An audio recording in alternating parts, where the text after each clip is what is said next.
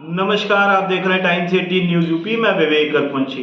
लगातार नगर निकाय चुनाव में हमने पलिया के 25 वार्डों में लोगों के बीच जाकर उनसे बातचीत करने का प्रयास किया। हालांकि कुछ वार्ड छूट गए समय के अभाव के कारण।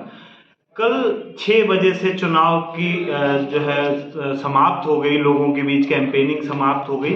आज आखिरी दिन बचा है। कल मतदाताओं को अपने मत का प्रयोग करना है। हम आपको बता दें, पलिया नगर पालिका में कुल 39,100 के लगभग वोटर्स हैं, जिसमें कुल 12 केंद्र बनाए गए हैं। 12 केंद्रों पर मतदान होगा और 42 बूथ बनाए गए हैं। हम इसके साथ ही और आपको बता देते हैं कि 7 चेयरमैन के पद के प्रत्याशी हैं। अगर सभी प्रत्याशियों ने अपने अपने एजेंट रखे तो कुल 294 एजेंट 42 बूथों पर पहुंचेंगे। साथ ही सभासद के 125 के लगभग प्रत्याशी हैं 25 वार्ड में, और उनके भी 125 एजेंट पहुंचेंगे। तो कुल 419 लोग जो है प्रत्याशियों, चाहे वो सभासद हों चाहे चेयरमैन के प्रत्याशी हों, उनके लोग वहां मौके पर पहुंचेंगे, बूथों पर इन चीज़ों को देखेंगे। तो अभी जो है हम पहुंचे हैं केबी गुप्ता जी के पास। भाजपा से प्रत्याशी बनाए गए। लगातार हम 25 वार्डों में गए और लोगों के बीच सर्वे किया, लोगों से उनकी राय जानी, क्या है, किनको इस बार चेयरमैन पद का सेहरा मिल रहा है, किसके बीच टक्कर है, इसकी लगातार हमने बात की। हम इस समय केबी गुप्ता जी के साथ हैं। हम इनसे जानेंगे, शुरुआत करेंगे। केबी गुप्ता जी, क्या कहना चाहेंगे मतदाताओं के? आज आखिरी दिन है और कहा जाता है कि आज आखिरी दिन जो है ये बड़ा क्रूशल होता है, बड़ा जो है एक तरीके से टर्निंग पॉइंट होता है चुनाव का। इतने दिन मेहनत कर ली है, लेकिन आज क्या नतीजा आपके हिसाब से निकल के आ रहा है? क्या आपको लग रहा है जनता का कितना समर्थन आपके साथ है? अर्कवंशी जी और जितेंद्र सिंह को मेरा सबसे पहले प्रणाम।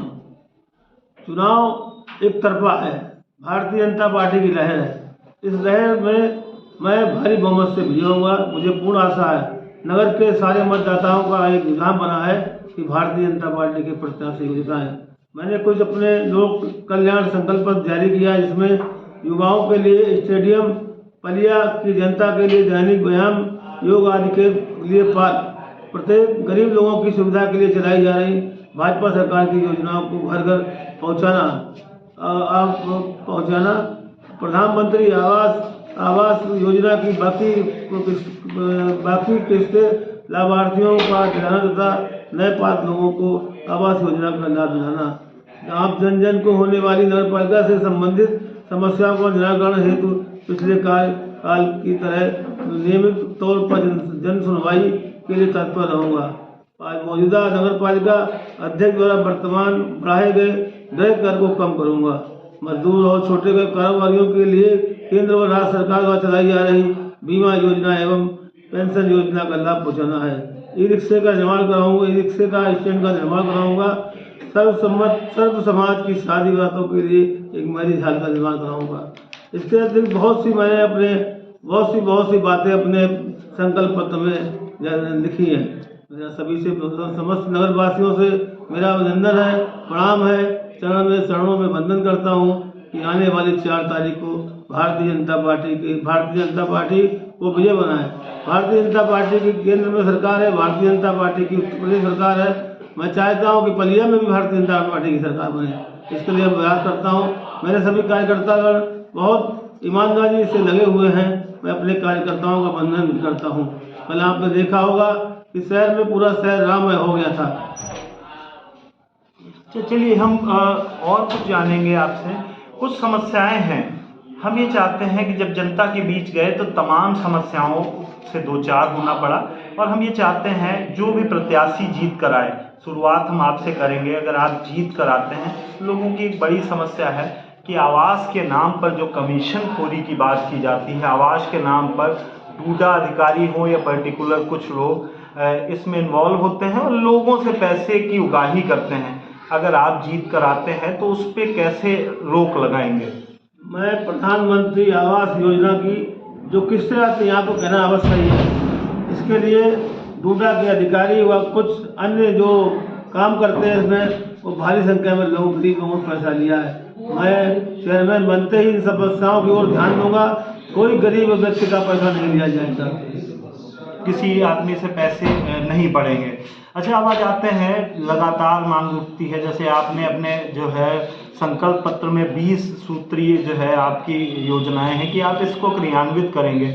स्टेडियम को लेकर बात की जा रही है, पार्क को लेकर बात की जा रही है।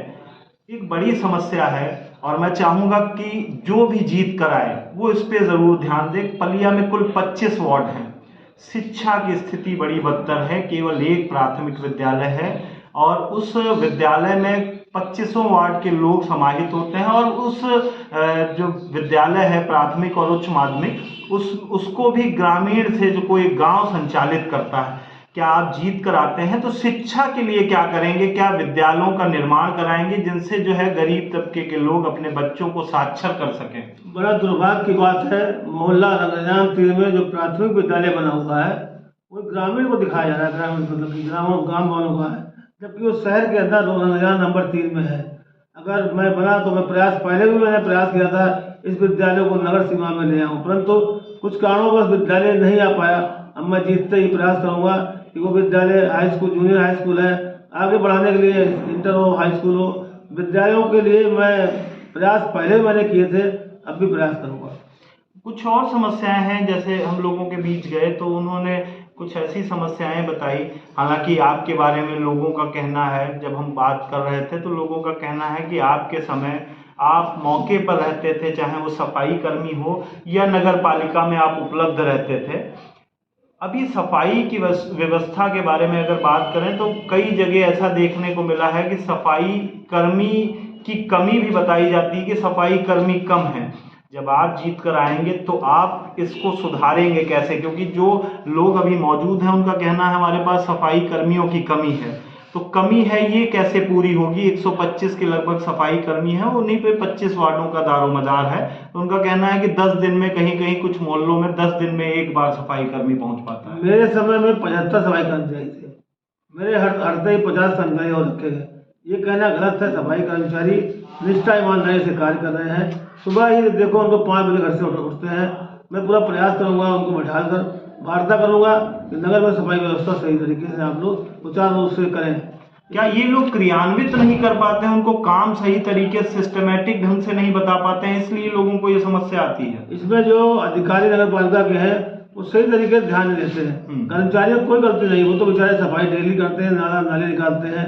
कितना बड़ा एक गंदगी का वो समाज ही उठा सकता है, दूसरा चाहे कितना बड़ा व्यक्ति हो, कहीं गंदगी पड़ी हो नहीं उठाएगा। अच्छा, अब आ जाते हैं मेन मुद्दे पर। हम ज़्यादा समय कम है आपके पास भी, इसलिए ज़्यादा लंबा नहीं खींचेंगे। हम ये चाहते हैं कि आपको स्थिति देखकर क्या लगता है कि आपको भी, जैसे हम लोगों से बात कर रहे थे, कि आपको लगता है इस बार कोई टक्कर में है, किसी के साथ भिड़ंत हो सकती है आपकी? मेरी किसी व्यक्ति से टक्कर नहीं है। एक चुनाव का माहौल बन गया है, पूरा नगर राममय हो गया है। आप जान रहे हो पलिया में जो मतदाता है उन्होंने मन बना लिया है कि भारतीय जनता पार्टी को जिताएंगे, केबी गुप्ता को जिताएंगे। चलिए, केबी गुप्ता को जिताएंगे।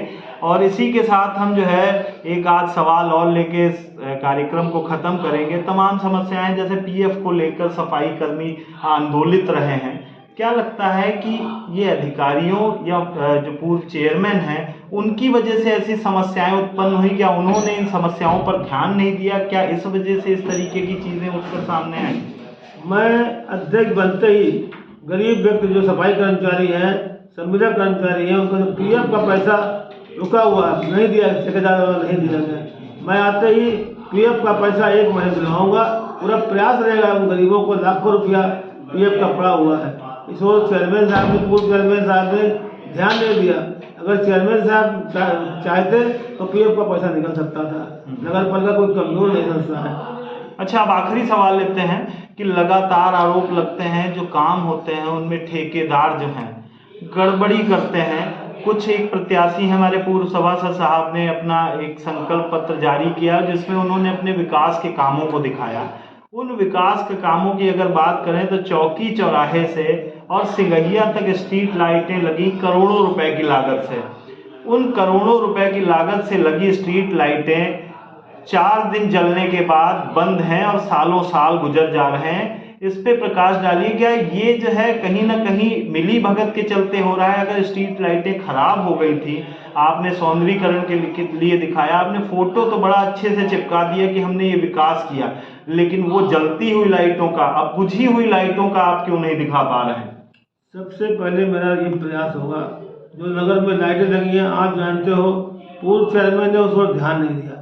लाइटें लगते ही 15 दिन में फ्यूज हो गई, बल्ब खराब हो गए, भारी संख्या में कमीशन लिया गया, इसलिए गलत भुगतान किया गया है। मैं आते ही सारी स्ट्रीट लाइटें सही कराऊंगा और मैंने अपने कार्यकाल में जनरेटर लगाकर नगर में लाइट जलवाई थी। मेरे हटते ही वो योजना यहाँ से हटा दी गई। अच्छा, ये जो सार्वजनिक शौचालय की बात लगातार आती है, लोगों की मांग है कि कम से कम 25 वार्ड हैं हमारे यहाँ, सिगाही जैसी जगहों में तमाम सार्वजनिक शौचालय हैं।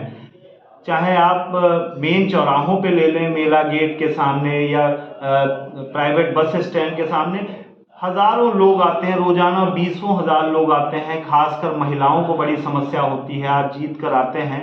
तो क्या सार्वजनिक शौचालय और पानी की व्यवस्था, शुद्ध पेयजल की व्यवस्था कराएंगे? मैं बनते ही नगर में मैंने एक शौचालय बनवाया था जो रामलीला गेट के सामने है। उसमें लोगों ने बहुत व्यवधान डाला था, परंतु मैं पीछे नहीं हटा, मैंने प्रयास किया, वो शौचालय बना। अगली बार इस बार चुनाव में जीतने के बाद मैं नगर के प्रमुख स्थानों पर शौचालय बनवाऊंगा। पूरा प्रयास रहेगा कि नगर की जनता को किसी प्रकार से परेशानी न हो। चलिए, तो हम अभी बात कर रहे थे केवी गुप्ता